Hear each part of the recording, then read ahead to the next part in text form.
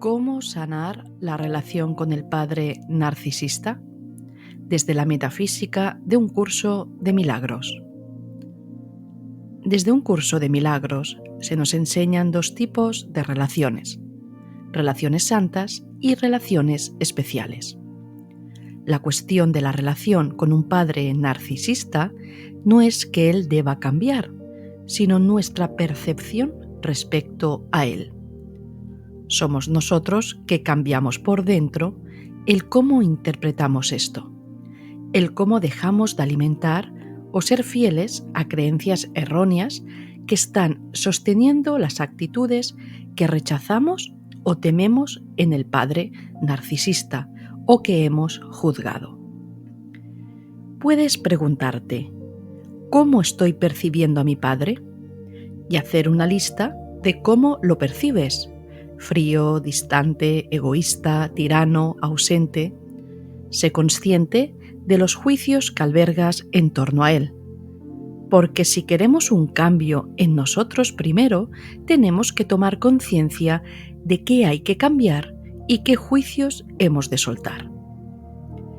Tomemos el caso de Raúl, un hombre cuyo padre siempre se prioriza a sí mismo, desestimando las necesidades y sentimientos de los demás.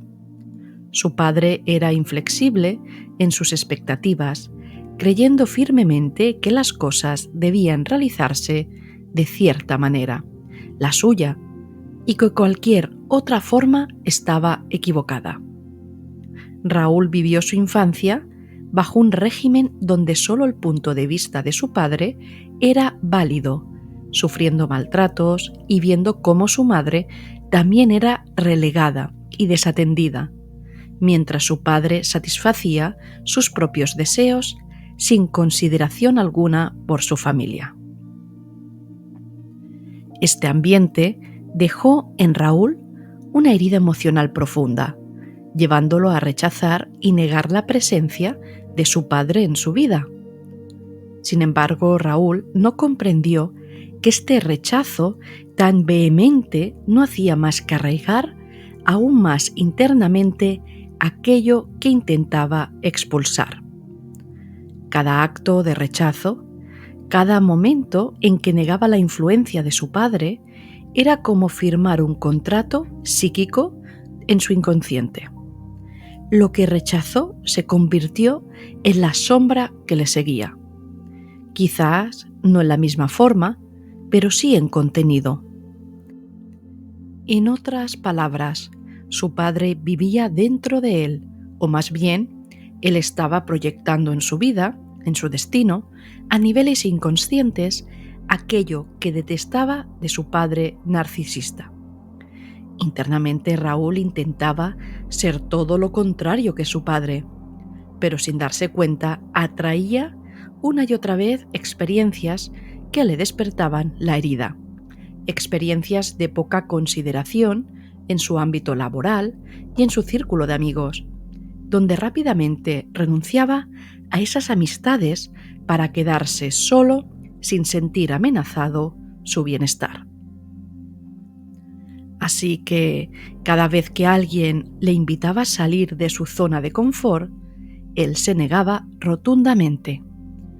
Cada invitación, que en realidad representaba una oportunidad de prosperidad, aprendizaje y éxito, lo paralizaba. Sentía un apretón en el pecho y solía excusarse diciendo: «Es que no tengo tiempo y además eso no está hecho para mí». Esta frase era su escudo, su forma de evitación para no exponerse y volver a sentir esa inseguridad grabada desde la infancia. Observemos esto desde otro ángulo. Kenneth Wapnick, experto en un curso de milagros, exponía en sus libros, conferencias y seminarios que la percepción es una función del ego que distorsiona nuestra visión de la realidad para hacerla coincidir con nuestras expectativas internas y creencias. Sin embargo, estas creencias estaban erradas. Ya Carl Jung también expuso que lo que fuertemente rechazamos en otros puede ser precisamente lo que negamos en nosotros mismos. Pero en el curso de milagros comprendemos un componente más de la sanación que Carl Jung no consideró, y es que lo que vemos en otros es aquello que rechazamos en nosotros, pero eso no significa que sea real. No es cuestión de utilizar la culpa para decir, como esa persona es malvada, significa que yo soy malvada. Como siempre me encuentro con personas que me traicionan, significa que yo debo ser traicionera en otro nivel. Pues atentamente deciros que esto no es así como hace unos años se ha ido diciendo en círculos de crecimiento espiritual o de según qué interpretaciones. Aquí no es cuestión que seas aquello que rechazas. Significa que falta un perdón auténtico que libere la creencia sobre algo que no es y que no eres. Antes de ver qué hizo Raúl para sanar las heridas internas respecto a su padre, observemos el tema de la evitación o confrontación. Solemos tener dos respuestas principales ante el rechazo de un padre con actitudes narcisistas, la evitación y la confrontación. Ambas respuestas nos llevan a desarrollar y a internalizar aspectos que sin ser conscientes negamos de nosotros mismos. Esta mecánica se manifiesta especialmente en cómo nos percibimos a nosotros mismos o en momentos de estrés inmediato, donde esos aspectos reprimidos suelen emerger. Inevitablemente acabamos internalizando actitudes narcisistas porque creemos en ellas sin darnos cuenta y las hacemos reales en nuestra mente. En el caso de Raúl, ahora vamos a explorar las respuestas de evitación y confrontación que se manifestaban en su vida adulta, afectando evidentemente sus interacciones y su autopercepción. Veamos la evitación. Raúl, habiendo soportado la indiferencia y el autoritarismo de su padre, aprendió a evadir conflictos y críticas para protegerse emocionalmente. En el trabajo, cuando su jefe o sus colegas proponían críticas constructivas, Raúl tendía a retraerse, tomando esos comentarios como ataques personales, similares a los que vivía en casa. Esta respuesta de evitación lo llevó a aislarse, optando por trabajar solo siempre que sea posible y evitando cualquier situación donde podía ser el foco de atención o crítica. Esta conducta no solo estaba limitando su crecimiento profesional al no enfrentar directamente el feedback que podría ayudarlo a mejorar, sino que también reforzaba su creencia subyacente de que él era inadecuado y debía protegerse constantemente de posibles ataques. Y en la confrontación, por otro lado, cuando Raúl se veía superado por el estrés o sentía que su posición estaba siendo amenazada, de manera similar a como lo sentía en su niñez, pues entonces reaccionaba con confrontación. Por ejemplo, en reuniones donde las decisiones no iban acorde con sus opiniones, él, Raúl, podía volverse defensivo y argumentativo, intentando imponer sus puntos de vista como los más válidos, reflejando así inconscientemente el comportamiento dominante de su padre.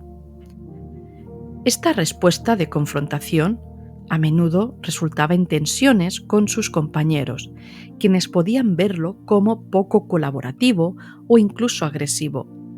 Al igual que en el ejemplo de evitación, la confrontación es una forma de protegerse de la vulnerabilidad percibida, pero terminaba por distanciarlo de relaciones laborales constructivas y de la posibilidad de trabajar en un ambiente más armonioso y de mutuo respeto. Dependiendo la situación, Raúl actuaba con evitación o con confrontación, y en cada una de ellas reproducía las dinámicas aprendidas durante su niñez con su padre. Estas respuestas, aunque sirven como mecanismos de defensa, perpetúan los mismos patrones de comportamiento y emociones que aún no han sido reconocidos y no han sido cambiados, esas percepciones. Pero hay algo que Raúl aún no estaba obviando.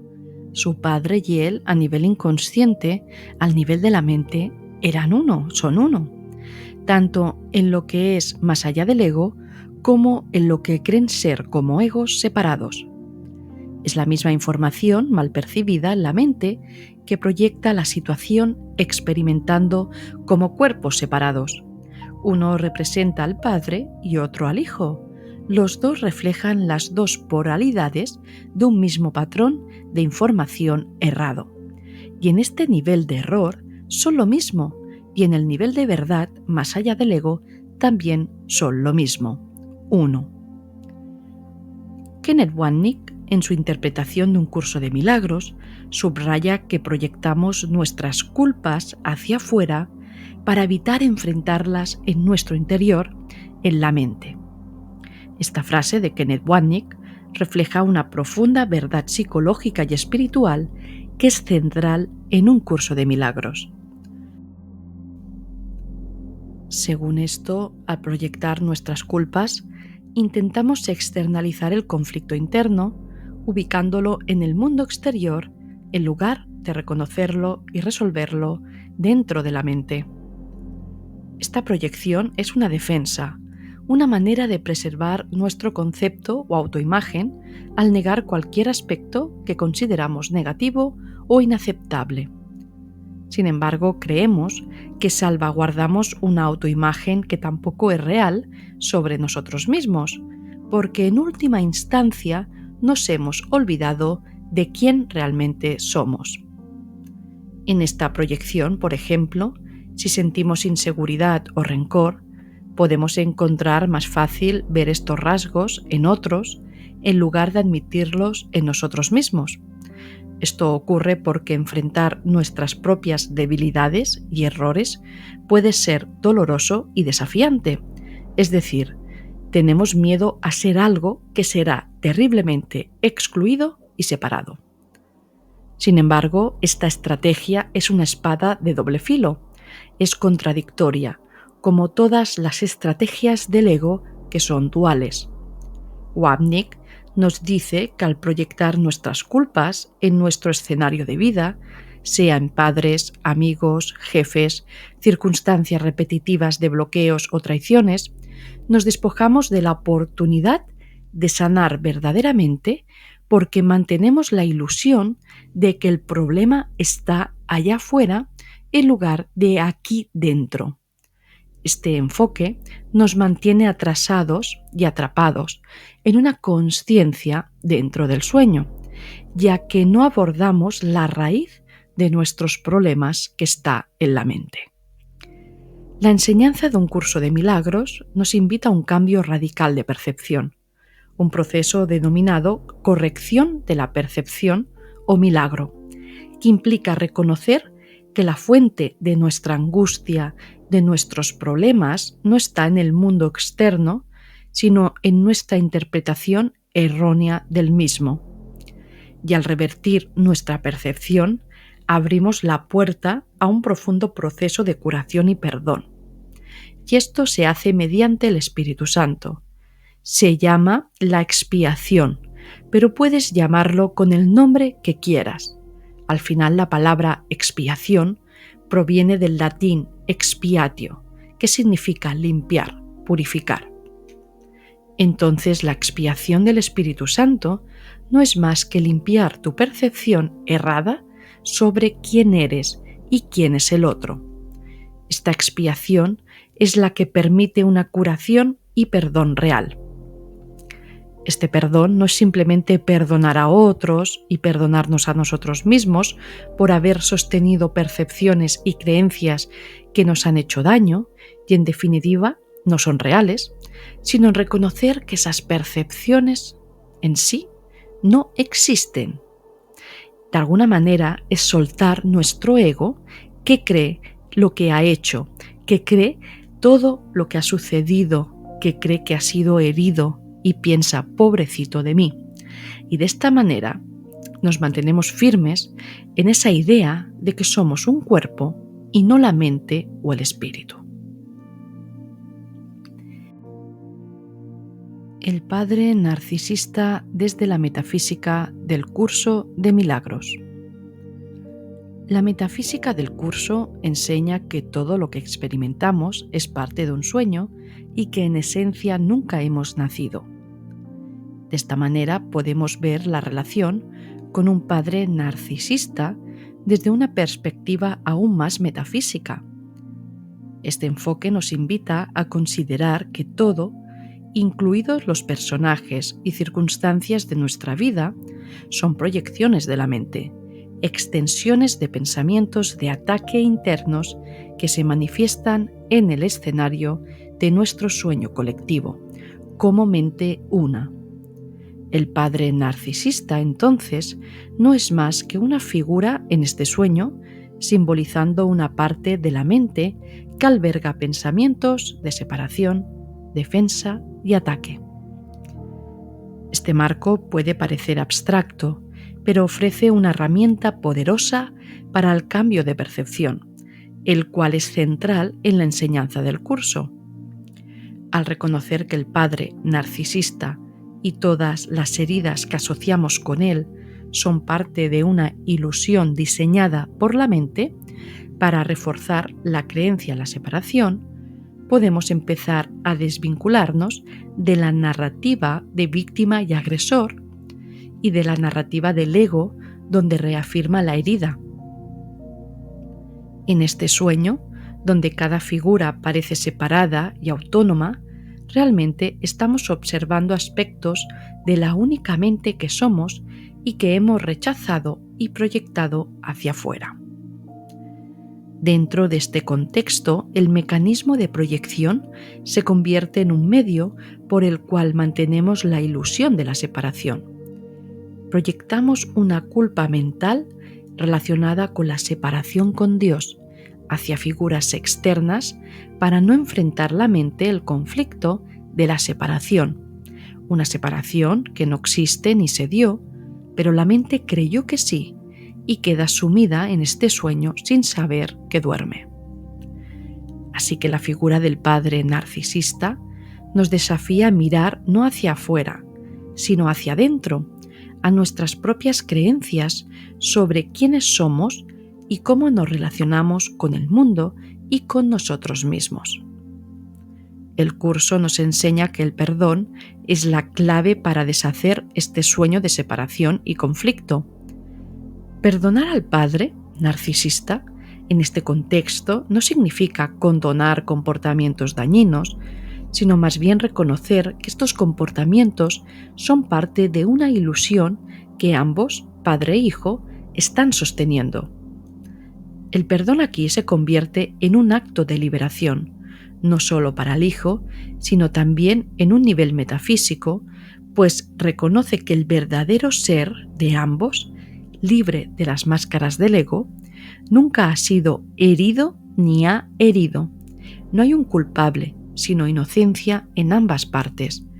Y en un paso más firme se puede contemplar que nunca ha sido padre e hijo como entes separados. Este cambio de percepción no es un limbo, una locura, más bien nos permite vivir en el presente con una percepción liberada de la culpa y el miedo, reconociendo que nuestra verdadera identidad, al igual que la de nuestro padre, como en este caso, está más allá de este sueño de separación y conflicto.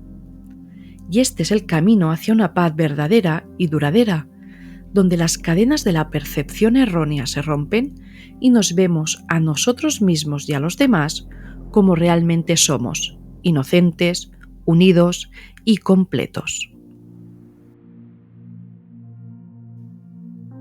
Veamos ahora qué realizó Raúl en su proceso de sanar su percepción relacionada con su padre narcisista. Para Raúl, el proceso de sanar fue transformar una relación especial en una relación santa. En este contexto, una relación especial se basa en la percepción del ego, llena de juicios, miedos y expectativas, y en la creencia en la separación. Y una relación santa, por otro lado, es aquella en la que se ve más allá de las apariencias y se reconoce la luz y la verdad en el otro, independientemente de sus acciones. Además, no se percibe al otro como separado ni como cuerpo. En su proceso, Raúl introdujo 5 pasos. Paso 1. Reconocimiento de percepciones y juicios. Para comenzar este cambio, Raúl se sentó tranquilamente y reflexionó sobre cómo veía a su padre. Hizo una lista de los atributos con los que percibía a su padre: frío, distante, egoísta, tirano, ausente. Este ejercicio no solo le permitió ser consciente de los juicios que tenía, sino que también destacó cómo estas percepciones afectaban todas sus relaciones. Comprendió cómo su percepción se estaba proyectando en su realidad externa. Paso 2. Cuestionar las percepciones. Una vez que Raúl tuvo clara la lista de percepciones y juicios, pudo comenzar a preguntarse por cada uno. ¿Es esta percepción absolutamente cierta? ¿Puedo estar seguro de que mi padre es completamente así? ¿Cómo me afecta a mí creer en estos juicios? ¿Quién sería yo sin estos juicios sobre mi padre? ¿Qué creencias he asumido ante lo que he visto o he rechazado de mi padre? ¿Son verdad o son percepciones erróneas? Aquí asumió que estas creencias no eran verdad, no eran real. Sin embargo, su inconsciente sí que creía que era real. Entonces, este paso fue cuestionar estas percepciones. Y en el paso 3 fue el ver más allá de estas percepciones del ego. Un curso de milagros enseña que cada relación es una oportunidad para ver más allá del ego y reconocer la esencia común que compartimos todos. Raúl pudo empezar a ver a su padre no como un tirano o un ser distante, sino como alguien que también estaba gobernado por su propio miedo y dolor, alguien que, al igual que Raúl, estaba luchando con sus propias percepciones erradas y conceptos de separación arraigados, y merecía ser reconocido más allá de toda esta historia de no perdón y condenación. Empezó a entender que no era real todos esos juicios. Y el paso 4, practicar el perdón y la aceptación. El perdón es central en la transformación de cualquier percepción. Y para Raúl, perdonar a su padre significó soltar el resentimiento que había guardado durante tanto tiempo a niveles muy profundos, muy inconscientes, reconociendo que estos sentimientos solo le causaban más dolor a él mismo. Y este perdón era mucho más que perdonar a su padre. Era perdonar la imagen de que su padre era un cuerpo y era un ente separado y era algo que estaba sostenido dentro del sueño, y empezó a observar el sueño, la realidad, como algo no real. Además, esto le despertó algo significativo. Supo poner límites a las situaciones dentro del sueño, decir no, porque el perdón no tiene nada que ver con la forma. Es una elección en el nivel de la mente y nos permite decir no sin sentir culpa. Nos permite poner límites sin sentir conflicto. Además, el perdón real le llevaba a reconocer que su padre no es real tal y como lo veía, que no existe, que solo era una proyección de una idea de separación. Raúl pudo comprender esto, que ni él ni su padre existían. No había nada que perdonar, solo percepción errada de la mente que es en una unidad. Y el paso 5, llamado reemplazar miedo por amor. Este fue el último término, y es que cuando hay un cambio de percepción, se establece un reemplazo del miedo por amor, es decir, en cómo Raúl veía a su padre. Y esto se manifestó de forma automática. La acción no es forzada cuando el cambio viene dado desde dentro. Así que en sus encuentros, su cuerpo no se tensaba más. Su mecanismo de defensa ya no reaccionaba a algo que ya sabía que no era real. El curso de milagros nos enseña esta lección, a no reaccionar a un mundo que no existe. Si reaccionamos, no ocurre absolutamente nada, porque no somos culpables de nada, ya que al final lo que reacciona en nosotros tampoco es real. Así que si reaccionamos, es una proyección irreal, reaccionando ante otra proyección irreal. Muchas veces creemos que yo soy Raúl proyectando mis heridas. Las heridas y circunstancias no son reales porque son proyecciones, manifestaciones de mi pensamiento, pero no caemos en la cuenta de que Raúl en sí también es una proyección en sí misma. Entonces, esta es la paradoja. Aquí está el cambio último de percepción que debe ser corregido mediante el Espíritu Santo, que es la parte de la mente que está corrigiendo esta película o sueño que en última instancia solo está ocurriendo dentro de la mente. Todo es un sueño.